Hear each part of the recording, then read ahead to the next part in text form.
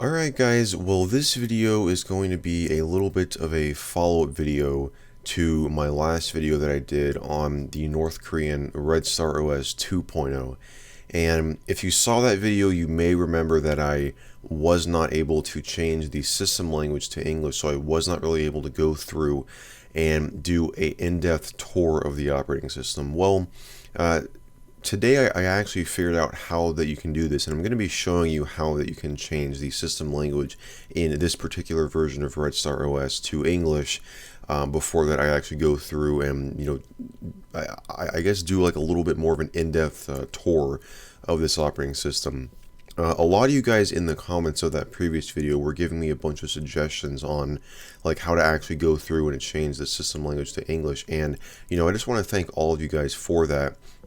A lot of you guys were telling me to press Control Alt and T, as this is apparently a KDE or maybe just a Linux in general key combination that is usually mapped to open up terminal. And I went back to the operating system and I tried that and it didn't work, and I will do it again here. If I press Control Alt and T, it just doesn't do anything, and I'm thinking that's because that the North Korean government has put a lot of restrictions on this operating system intentionally to make it so that you can't really modify and customize the operating system in ways that they wouldn't really want you to. So they probably took this out, and I think they took the entire terminal program out entirely, as in Red Star OS 3.0, which is the original video that I did back in like late 2015. You had to actually copy a file over, a .rpm file, to the system and execute that, and then it would allow you to access terminal. And I'm going to be showing you how that I actually did that to change system language to English. There was one of you guys that was also telling me that if I pressed alternate and F2, it would open up sort of like a Windows run command, but in KDE here. So if you press Alt F2, this still works. You can open up the run command, as you can see up here, and you can see that I have changed the system language over to English. And he mentioned, I believe, that you can type K control and it would open up the control panel, which that actually does work. And then he gave like a whole step-by-step guide. It was very detailed, very nice that he like took the time into writing that out. But he like actually went through and told me what to do step by step to change the language over to English, and I tried that and it still didn't work. And then I just remembered, because I've used KDE before, that to access the terminal or the console, you usually have to type in console with a K, as a lot of KDE applications are prefixed in that way. So I typed in console and I pressed run, and it opened up the terminal here. So this is how you get access to the terminal in Red Star 2.0 here. And then I typed in a command that I will have on the screen right now. I'll also have this down below in the video description. I typed this one command and then rebooted the system, and I was able to change the system language to English. As you can see here, all of the applications and text are now in English. So that's going to make it way easier to go through and do a little bit of an in-depth demo of this operating system. So that's what I'm going to be doing here. Of course, I'm not going to go through every little thing, as I always say, and then end up doing anyway, but I'm going to try to keep this video in sort of like a watchable form. A lot of you guys are also saying that I didn't really comment about this whole thing down here with the date. And the date is actually, like it says 2017 here, but over in North Korea, the date is 106 because of their Juche ideology and that sort of thing. They actually have the whole date system is totally different over there. It's actually year 106 in North Korea, as it is 106 years after the birth date of Kim Il-sung, who is the founder of North Korea and the first president. So that is kind of what this whole thing is down here. I think that I mentioned this in my original video of Red Star OS 3.0, but I didn't really go into too much detail on it. So yeah, that is what this thing is down here. You can see that they use 24-hour time, so it is 1644. It's really 444 here where I am right now. So yeah, that is basically this whole thing down here. You will notice, if you've ever used KDE, there are a lot of standard KDE applications in this operating system. They've just been kind of either renamed or reskinned to look more I guess how the North Korean government wants them to look. We have this introduction file here, and this is actually an HTML file that is in Korean, so I cannot read this. But I do believe that this is basically going to give the user a sort of brief little guide on how to use the operating system. But you can see that this is the standard Conquer web browser that it comes standard with KDE. I don't think there's many modifications that have been done to this. If you go to Help and you go to the Conquer Handbook, they have changed the look of this with this whole banner up here. It still says the Conquer Handbook. It just has like a whole different background here. And this is your standard Conquer Handbook for the KDE browser here. And you can see that it still says, it just says flat out right here, Conquer is KDE's advanced file manager, web browser, and universal viewing application. So it seems like they use, I don't know if this is like just the way that the copyright data is written, or if this is a super old version of it from 2002. It is version 3.1. So yeah, that is basically this here. And you're going to probably see this with a lot of the applications in here.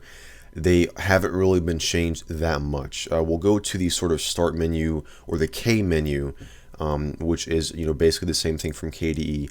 This I do believe has been reskinned a little bit to look more like a Windows XP. I don't think that the K menu here looks like this in a standard like version of the KDE desktop interface. But we do have the Narrow web browser. This was also in Red Star OS 3.0. I'm not sure if this is just the Conquer web browser, but this is basically North Korea's little web browser thing that can access the North Korean intranet.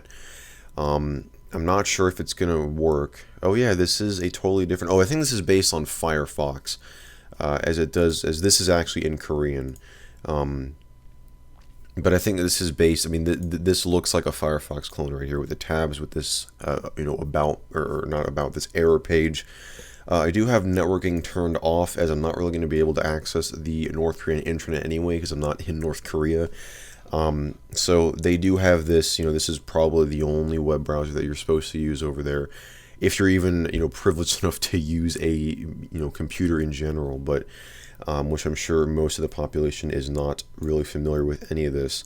So they've got, like some standard bookmarks up here that probably access, I would guess the most commonly used sites that they're allowed to access. And this, you can see, was not changed. This is kind of, I'm sure this has been changed with the language, has been changed individually in this application.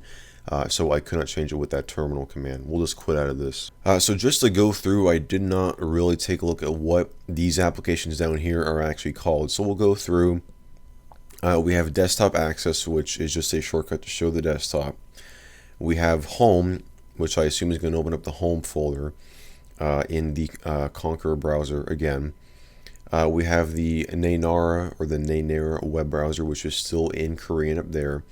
We have a multimedia player, or it's just M player here, which has a little bit of a different skin on here.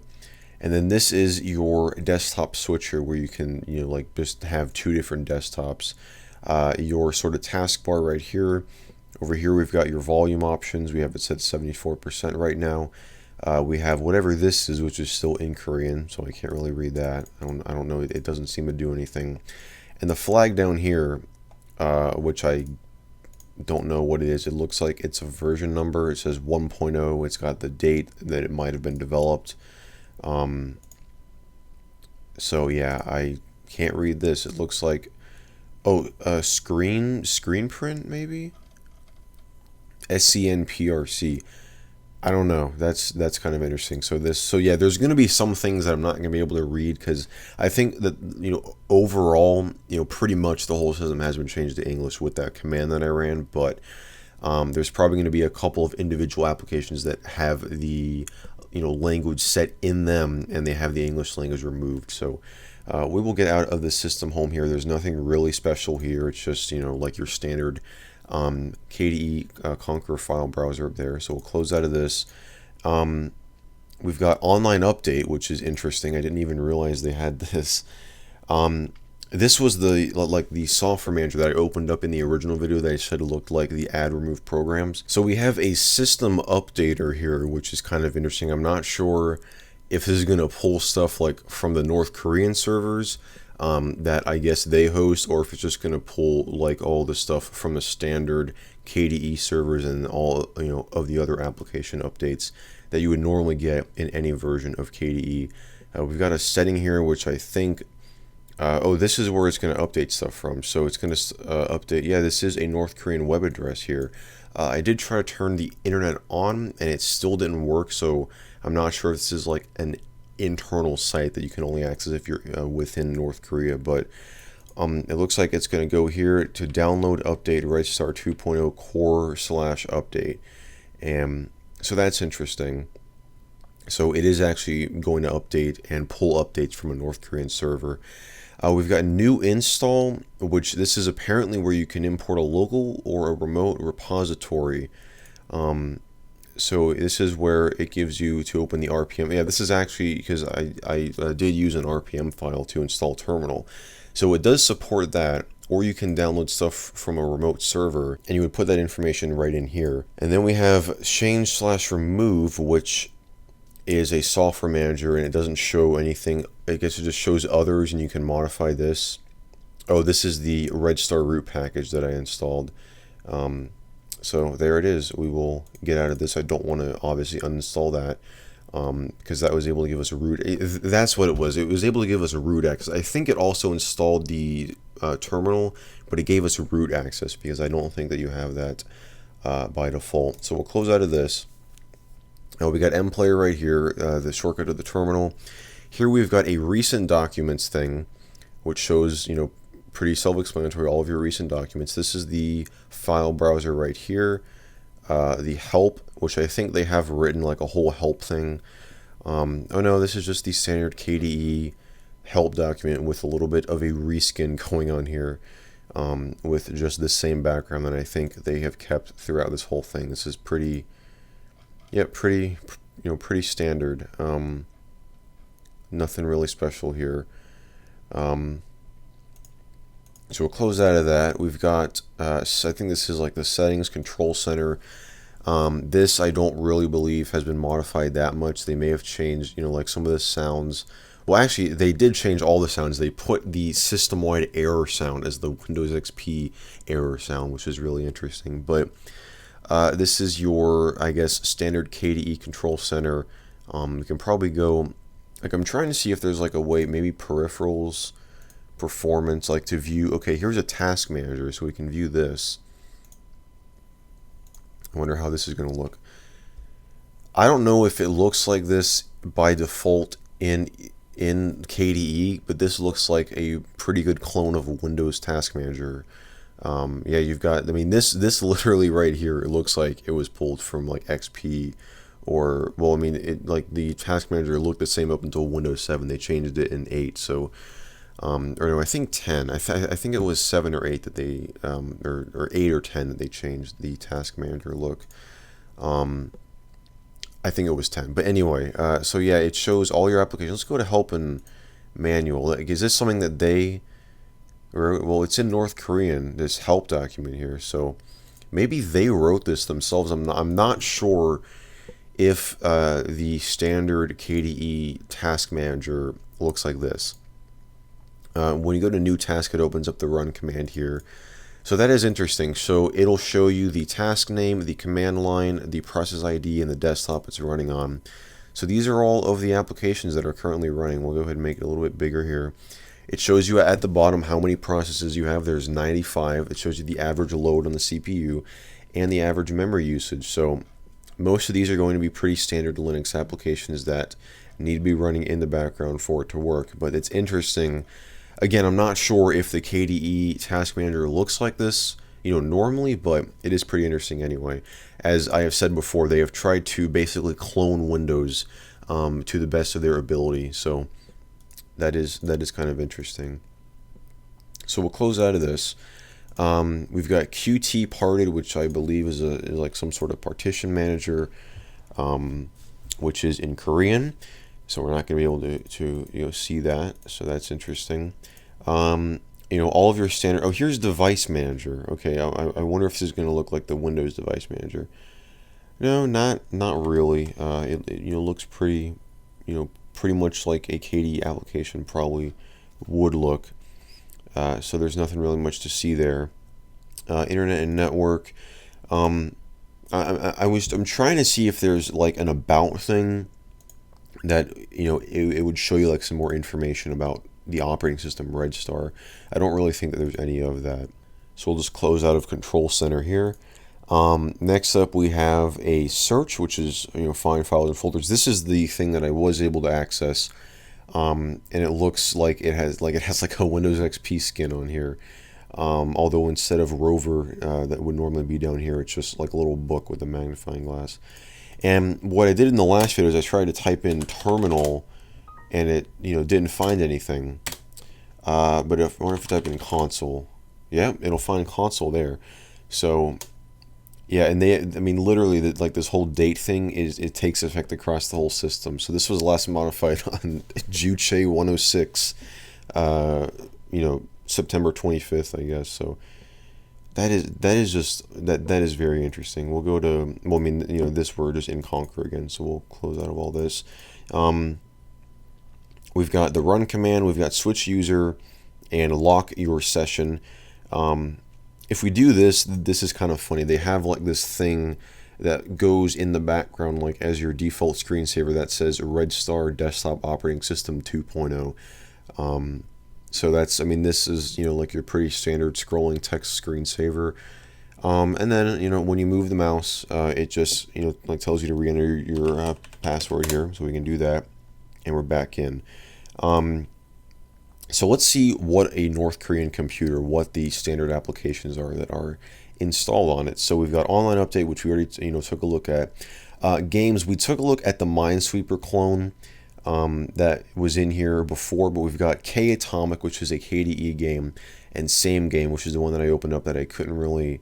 Oh yeah, it was just like this standard looking game here. I've seen games like this all over the place. I'm not sure what the official name of it. I don't think it's Same Game, but it's just one of these games where you just have to find groups of the balls or whatever, and you just click them and they all go away, and you try to see how fast you can do it, pretty much. So we've got games. We've got a it's called Patience, but it's like a solitaire clone. So we've got all those. Under graphics, we've got Color Paint, Kuka, KPDF, and Quick Show, which are all KDE because they all have the K in front of them. Next up, we've got Internet here. We've got KNet Attach, Conqueror, and the Nainara web browser, which is the North Korean web browser that I showcased a little bit before. Multimedia, we've got KMix, KREC, and MPlayer. Under utilities, we have a bunch of KDE stuff. I mean, this is literally just a bunch of KDE stuff. It's nothing that special. I thought there would be more like I guess exclusive applications in here. Set tools. What is this? SE tools. Well, it's something in Korean that I can't read. I'm not sure what that does. We've got Arc, which I think Arc is a. Is this a package installer? What is this? I guess let's go to handbook. Like, is this something that was?